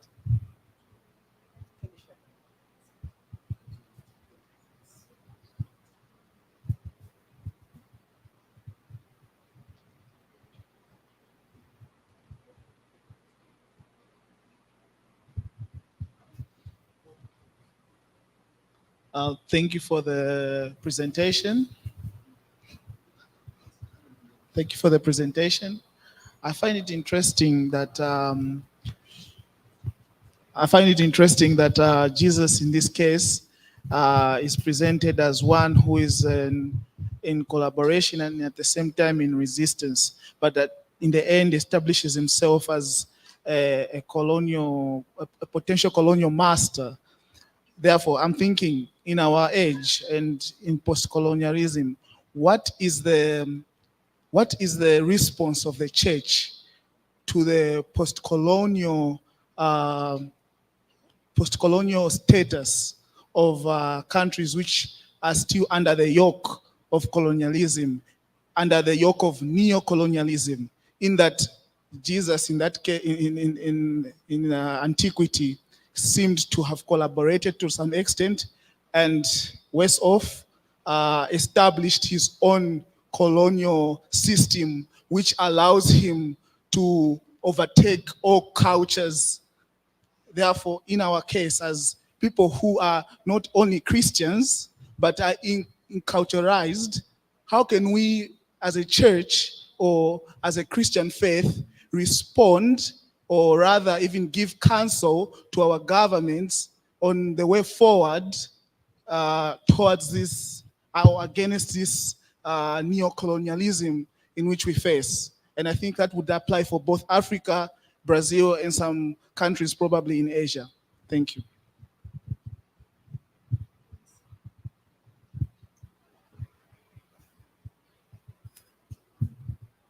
Professora, a gente agradece suas palavras, sua presença.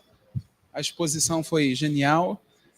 E a gente sabe também que neutralidade é impossível. Então, a minha pergunta é o do porquê o pós-colonial, e não anticolonial, ou decolonial, ou descolonial.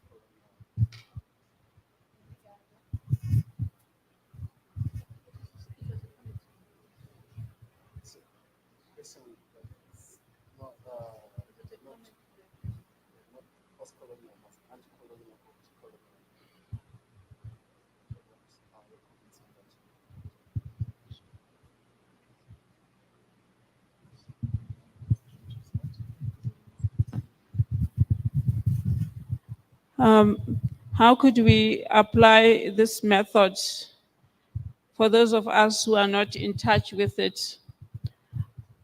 The first thing, if you are not in touch with a post-colonial theory of analysis, Ask yourself why.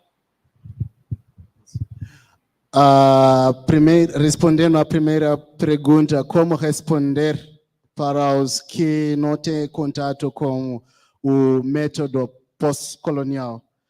E se não tem esse contato com essa análise pós-colonial, deveria ter contato com ele. If more than 85% of the world was colonized in modern times, if most of us, if not all of us, are sitting on histories that are colonial, if most of our theological institutions and churches were participants in the history of colonialism, why wouldn't we be in touch with colonialism, with post-colonialism? That's the first question we must ask ourselves. E se mais de 80% do nosso mundo foi colonizado, se a maioria das nossas instituições religiosas, acadêmicas, foram instituídos pelos colonizadores, por que não temos esse contato com o método pós-colonial? I have asked you to ask yourself that question. If that post-colonialism is not featured in your teaching, in your methods of analysis of the text, in your theology, it does mean that we are collaborators with the structures of oppression. Então, ela está desafiando a gente que se não tem esse método já na mão, significa que o nosso caminho acadêmico não foi feito ao nível suficiente, porque devemos ter contato com isso, porque somos produtos desse sistema colonial. So I would say the place to start is ownership. O primeiro lugar para começar é o ownership, que é pertencimento, sim, que eu sou o dono, literalmente falando. Ser donos de nossas vidas, donos da nossa história, donos do nosso ser, tanto o passado, o presente e o futuro. Devemos ser donos de nós próprios. The place to start is when we as a church and as theological institution own up to the history that we have been participants in colonialism. I have to tell you my story. I started the question of colonial criticism because as a Christian, I was embarrassed that every history I read, the church was so eloquently one with the colonial powers of their countries, dispossessing people worldwide. And I asked myself, I wanted to know why the church that I believe is an institution of God could not name this as oppression, as a structure of an evil structure. Why? I wanted to know if it is in the text, the biblical text for me as a biblical scholar, or was it in the readers of the Bible who failed to name colonialism as an evil structure? So it was personal interrogation and responsibility about the faith that I owned. And when I looked at the testimonies of history, I wanted to ask why and to say, how can I teach differently?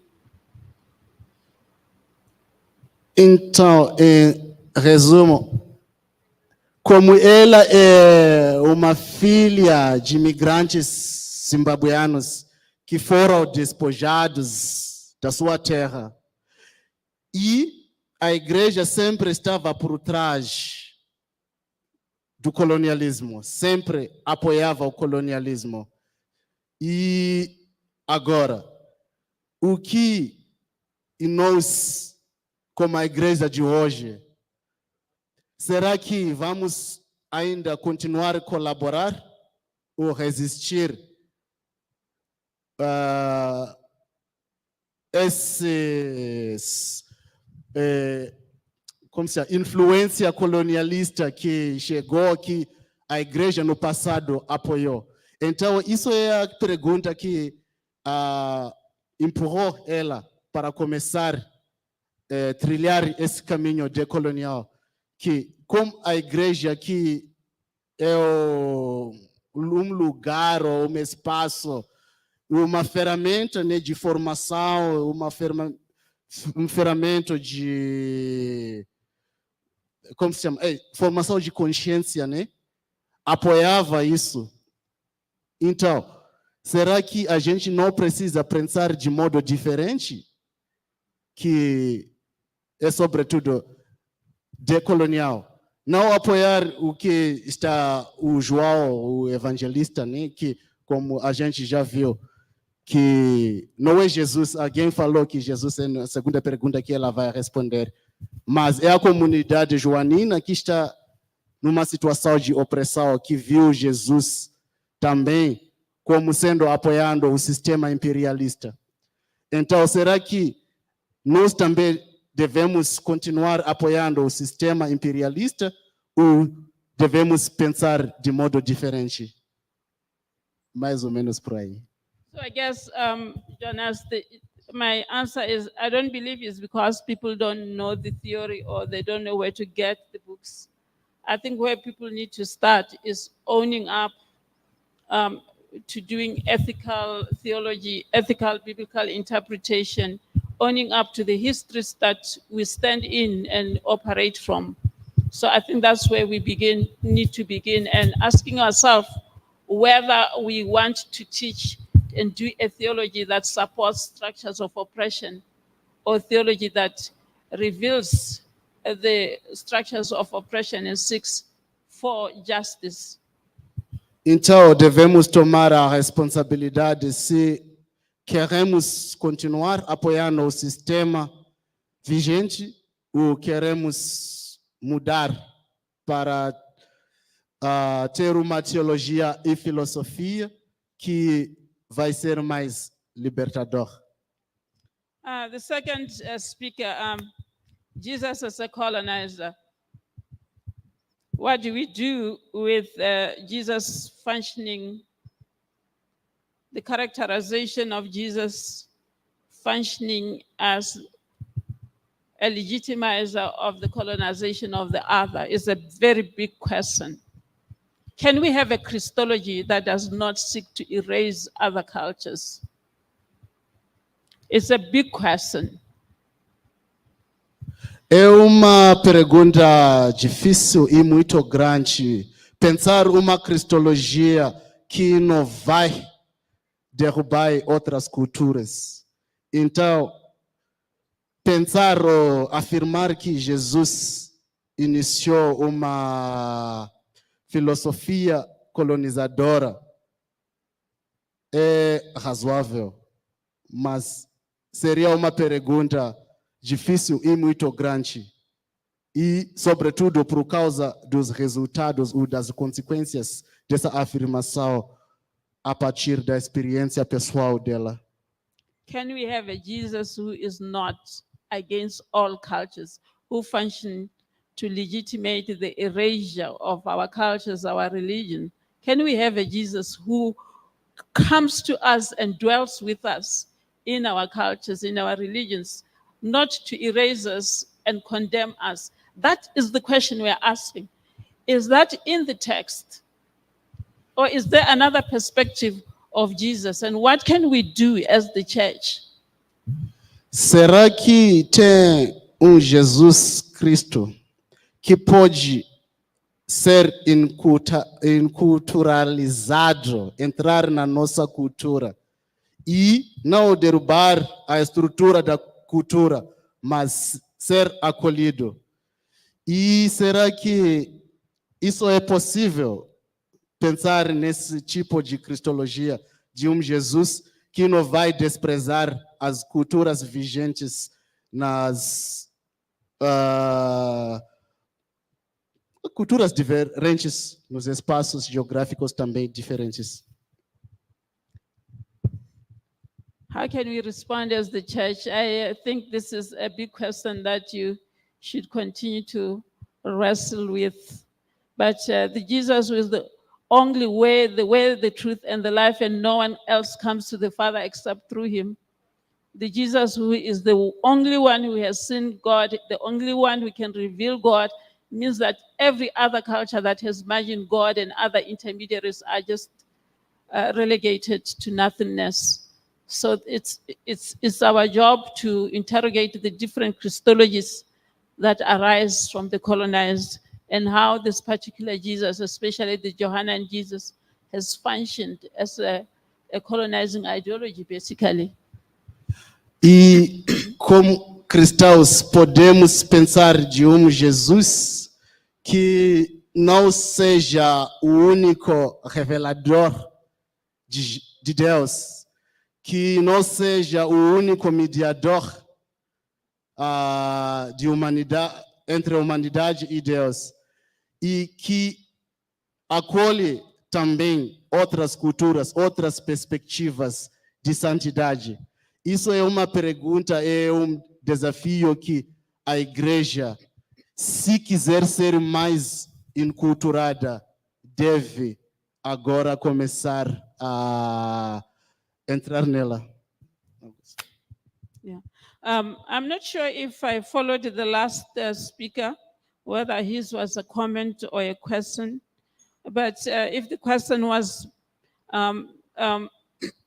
between those who use or talk about decolonial and post-colonial theories, I believe those paradigms, there are very thin differences. You know, people who are doing post-colonial are very equally committed to decolonization, but recognizing the complex result of the contact zone and what it has created, that in as much as I, for example, characterize myself as one who would like to stand as an oppositional decolonial reader, but here I am speaking to you in English language. Why am I not speaking to you in Setswana language, which is my mother tongue? That still tells the story how I embody the powers and the structures of colonialism. So I'm a hybrid subject, you know. So I will never really change. How many of us will be able to reclaim all our cultures? You know, we remain, our identities are now complex and, you know, mired by that history of colonialism.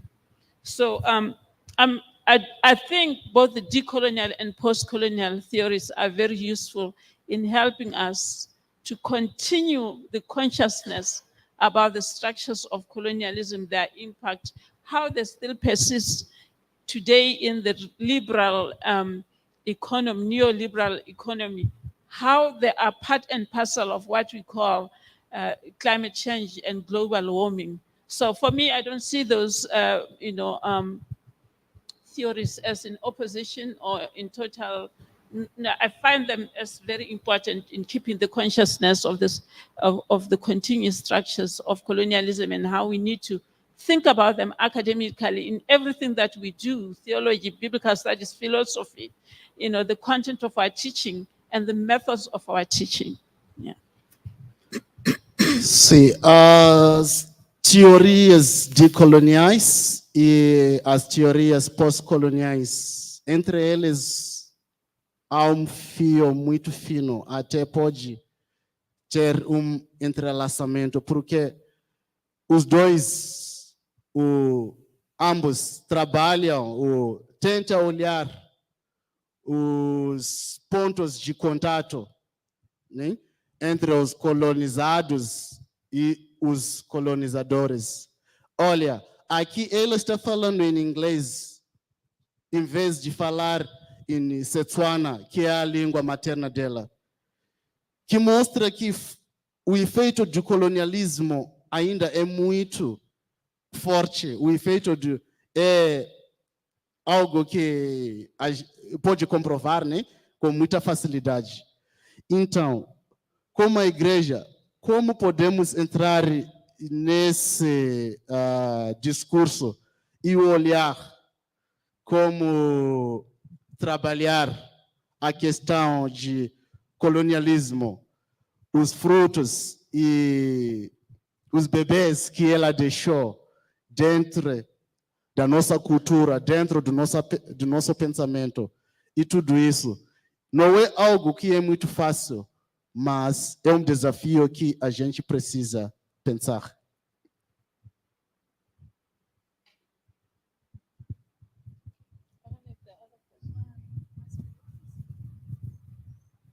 Eu creio que podemos ainda, quem quiser fazer alguma pergunta,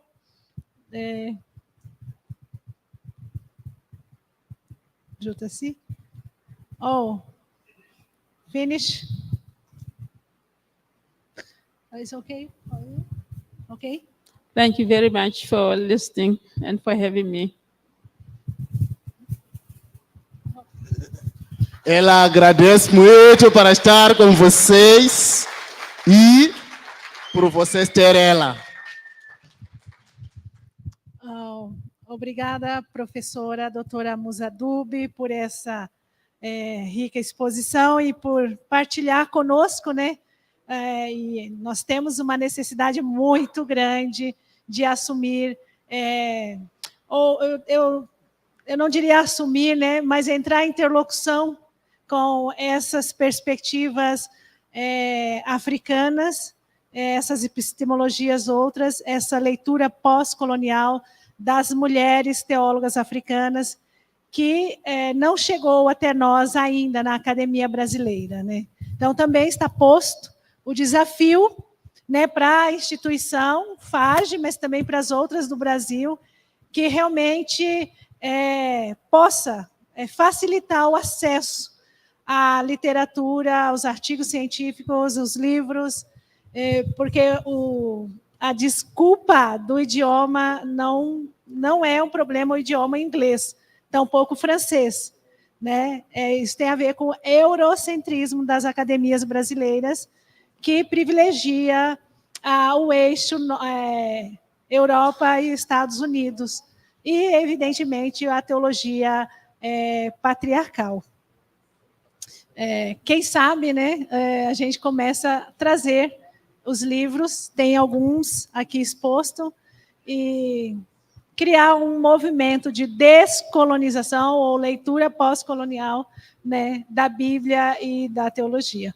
Quero muito agradecer todas que estão aqui e todos, uma grande honra estarmos reunidos, marcando, quem sabe, uma virada de tempo, né? Uma nova temporalidade para a teologia no Brasil. E para encerrar, né, nós somos afrodescendentes, nós vamos encerrar a maneira melhor que nós podemos fazer. Oh, muito obrigada, pastora Val. Eu não posso perder essa oportunidade de compartilhar com vocês aqui, né, Teologia Feminista Negra, Vozes que Ecoam da África e da América Latina. É o livro que eu organizei, foi publicado pela editora Vozes, final do ano de 2023. E a Voz está aqui conosco nesse evento, está patrocinando, de alguma maneira, a minha vinda para Belo Horizonte. Ela está nos apoiando. E esse é um marco também na teologia brasileira, né? Um livro que eu organizei, editei, da interlocução das teólogas negras da América Latina e algumas teólogas africanas, do Congo, da Nigéria, de Moçambique. Eu creio que é isso. Congo, Nigéria, Moçambique. Então, foi o nosso primeiro trabalho de conexão com o continente africano. E, a partir disso, nasceu essas outras conexões que eu tenho feito com o continente africano, com os teólogos africanos, a teologia africana produzida pelos homens, foi o meu primeiro contato, os homens mais ligados ao catolicismo, de língua francesa e inglesa, e depois eu tenho me conectado com as teólogas africanas. É um projeto político epistêmico e que nós temos desenvolvido, ensaiando, né, uma teologia decolonial e contra-colonial. Então, quem tem interesse nessa primeira obra nossa, assim, conhecer um pouco a teologia das mulheres africanas, está ali, né, uma oportunidade, e eu posso autografar para quem desejar. E a pastora Val também, né, tem um presente para a nossa querida professora Musa Dube.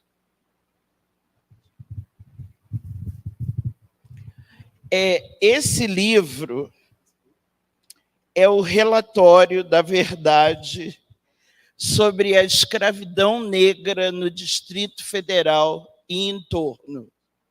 Eu tive a honra de participar dele como consultora em educação. Até esse livro, em 2017, a academia defendia que o Distrito Federal nunca teve quilombo. Então, nós visitamos 9 quilombos do DF e do entorno 3 vezes. A primeira vez para ouvi-los, criança, adolescente, jovem, adulto, idoso. Voltamos para Brasília e escrevemos. Depois retornamos ao quilombo para apresentar para eles o que nós tínhamos escrito, para que eles verificassem se era aquilo mesmo ou se precisaria incluir, excluir alguma coisa. Voltamos para Brasília, fizemos os ajustes e lançamos esse livro na Câmara dos Deputados, no Sindicato dos Bancários de Brasília, que foi quem financiou a pesquisa, e descobrimos que o quilombo Mesquita é um quilombo do Distrito Federal e deixamos indícios de no mínimo mais 3 quilombos. São Sebastião, Fercal e Paranoá, para continuarmos a pesquisa. Então, eu trouxe esse livro, ele está com uma dedicatória, e eu agradeço à pastora Thalita, eu sempre confundo com a Priscila, a pastora Thalita, que traduziu a dedicatória, e vamos entregar à professora doutora Musa esse exemplar para que ela inclua em suas leituras, estudos, pesquisas, porque esse trabalho é um trabalho de resultado de luta, resistência, sobrevivência do movimento social negro do Distrito Federal e em torno. Para quem não sabe o que é quilombo, quilombo são comunidades remanescentes de escravizadas e escravizados, escravizades, que fugiam das senzalas, onde eram acorrentadas, acorrentados, acorrentades, e se juntavam, se aquilombavam para se fortalecerem no sentido de acabar com a escravização no Brasil. Quem quiser ter acesso, entra no link do Sindicato dos Bancários, que lá tem o livro em PDF. Então, eu queria que ela se levantasse aqui para nós entregarmos, registrarmos com uma foto, né? Esse livro que nós entregamos com muito carinho para ela.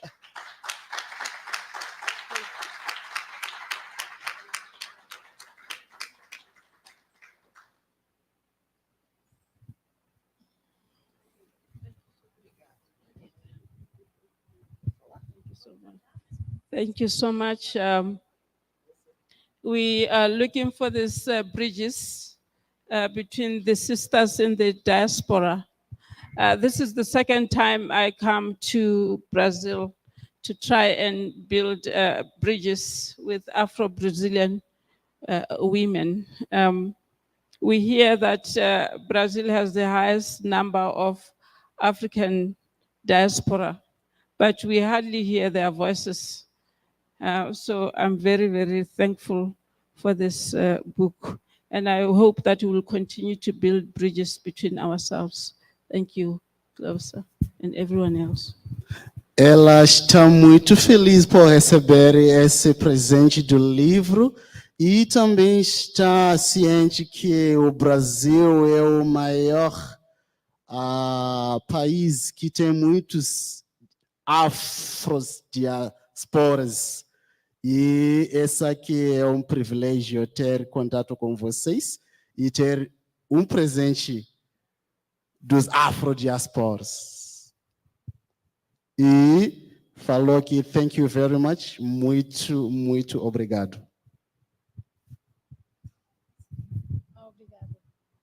Obrigada, Choco, por nos ajudar. Mais uma vez, obrigada, pastora Val. Obrigada, mãe Vilma. Obrigada, Musa Dube. Obrigada ao suporte também, Nájila, por todo o apoio. E vamos ficar em pé, então, para encerrar a moda afro-brasileira, africana, mais que afro-brasileira, a moda africana. Nós vamos tocar, Cedric, please, venham tocar para nós mais uma música. E vamos, aí eu quero aproveitar e nós vamos tirar uma foto oficial aqui, aproveitar, né, para um momento histórico.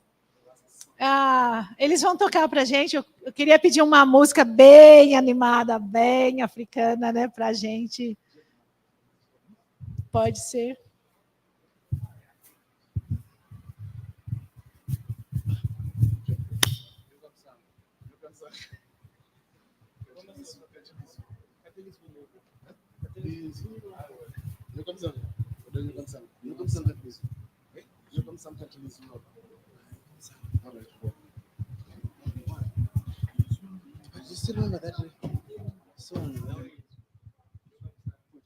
Colocar na boca.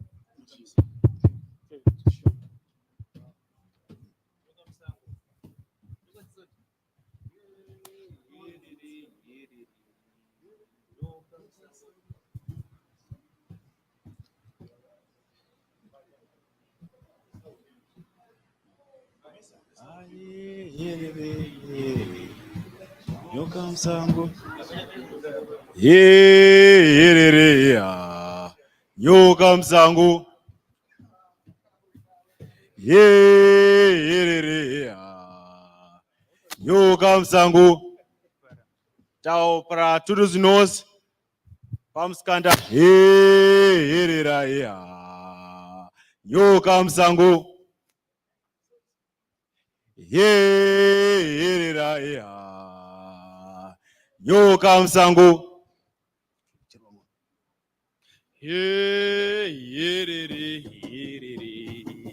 nyokamsango vanambuya nyokamsango vanambuya nyokamsango nyokamsango nyokamsango vanambuya nyokamsango vanambuya nyokamsango vanambuya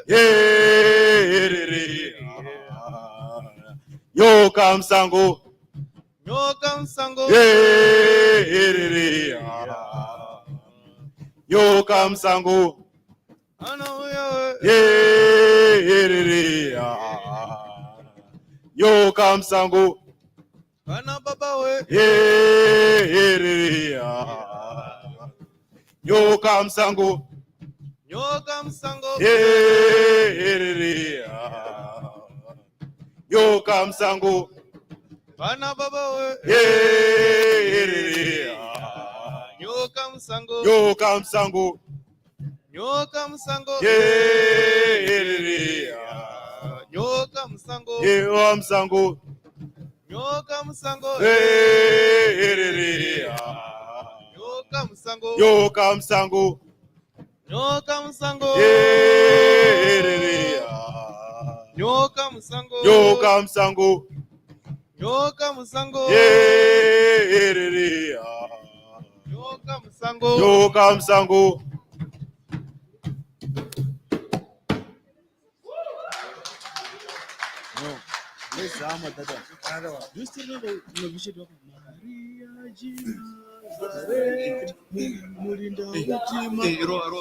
Agora para caminho, vamos cantar uma música católica, Maria de Nazaré. Acho que todo mundo nós conhece a música. Africanas. Oh, você não Maria de Nazaré? Tá de Dube.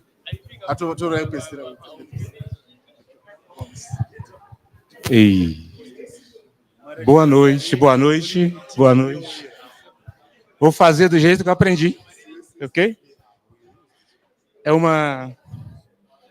Fica mais daqui, né, meu irmão? É um cântico para Xangô. Xangô. Ok? Xangô, Olucoso, Abijawara Inolenu, Oruori Oya Obakusu, Mapami, Inolenu, Inoloju, Obakusu, Baba Pami, Baba Pami, Xangô de mim. Em Iopa Xangô lá de Mo Xangô Olucoso Abijawara Kinolenu